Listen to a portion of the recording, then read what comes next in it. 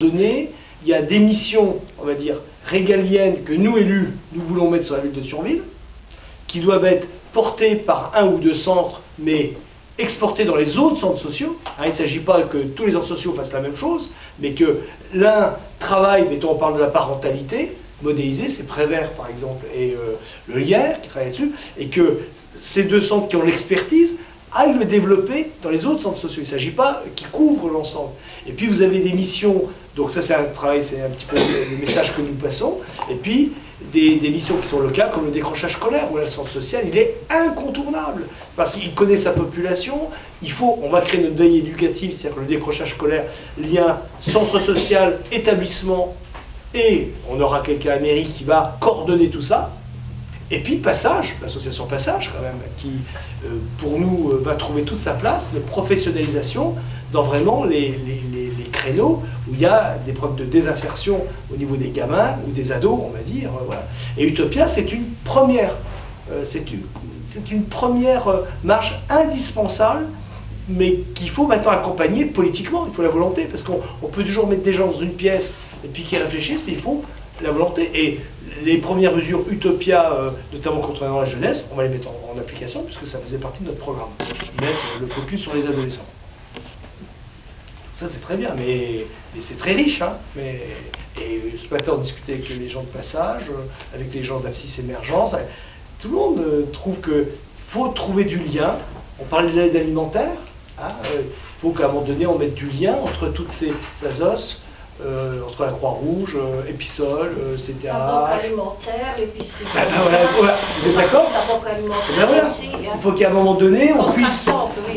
Eh ben oui. Voilà, Ça, eh ben oui. je fais partie de la Croix-Rouge de Thionville, de l'Action sociale. Oui, formidable, il faut un travail tous. Et j'ai un ami qui m'a téléphoné il y a pas longtemps là. Tu peux aller chercher un manger, mais ils s'assembleraient tous. Et vrai il a dit que maintenant, ce qu'il y a, c'est qu'à l'époque d'aujourd'hui, c'est que c'est la crise, donc on n'a plus les moyens de travailler chacun pour soi, on arrête de travailler chacun pour soi, qu'on déterre en gros la hache de guerre et dire voilà, on est Resto du Cœur, on est Croix-Rouge, on est Banque Alimentaire, on est IBT, qu'on travaille tous ensemble, qu'on stocke, on va dire, qu'on trouve un gros local, qu'on stocke toute notre alimentation dedans, et qu'on dise, bah toi par exemple, tel jour tu pourras faire la quête alimentaire. Moi, je donnais les colis alimentaires, je donnerai plus les colis, mais je donnerai à manger toute la semaine, et voilà, et ainsi de suite. Et après, toutes les assos ont leur raison de vivre. Voilà. Toutes. J'ai rencontré la Resto du Cœur, Croix-Rouge, je vais les retrouver, on va les revoir, on va relancer toute une réflexion tous les 2 mois. Toutes ont leur raison de vivre, parce que toutes s'adressent à des populations particulières. Les Restos du Cœur n'ont pas la même ambition que les Croix-Rouges, que les Petits Loups, ainsi de suite. Par contre, on retrouve tous le petit dénominateur commun, c'est l'alimentation. Et à un moment donné, il faut bien qu'on puisse poser les vraies questions. Qui fait quoi? Comment on harmonise? Comment on mutualise?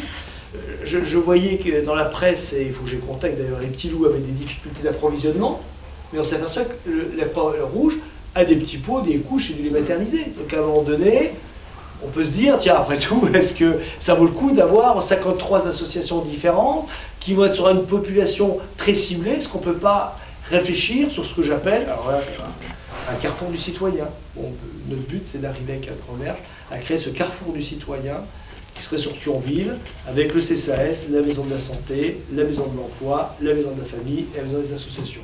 Et donc on va travailler sur ce grand carrefour du citoyen dans lequel, on voyait Fomal,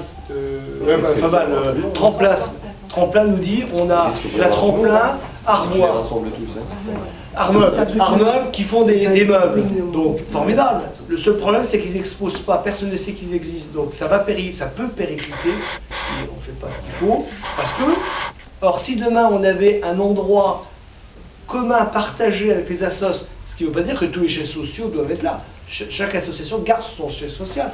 Mais un endroit où on mutualise, il y a une vitrine, où les gens exposent.